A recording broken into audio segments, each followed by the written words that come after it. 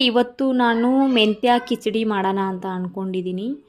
ಮಧ್ಯಾಹ್ನ ಊಟಕ್ಕೆ ಅಡುಗೆನ ಮಾಡ್ತಾ ಇಲ್ಲ, ಹಾಗೆ ಬಂದ ಮೇಲೆ ಮಾಡೋಣ ಅಂತ ಅಂದ್ಕೊಂಡಿದ್ದೀನಿ. ಇವತ್ತು ಸ್ವಲ್ಪ ಬೇಗ ಕ್ಲಾಸ್ ಮುಗಿಯುತ್ತೆ, ಹಾಗಾಗಿ ಸ್ವಲ್ಪ ಬೇಗ ಮನೆಗೆ ಬಂದ ಮೇಲೆ ಅಡುಗೆ ಮಾಡೋಣ ಅಂತ ಅಂದ್ಕೊಂಡಿದ್ದೀನಿ. ಹಾಗೆ ಹಸಿಮೆಣಸಿನ್ಕಾಯಿ, ಕ್ಯಾರೆಟು, ಪಲಾವಿಗೆ ಏನೇನು ಇರುತ್ತೆ ತರಕಾರಿ ಅದೆಲ್ಲ ನಾನು ಕಟ್ ಮಾಡಿಬಿಟ್ಟು ಹಾಕ್ತಾಯಿದ್ದೀನಿ ಬಾತ್ಗೆ.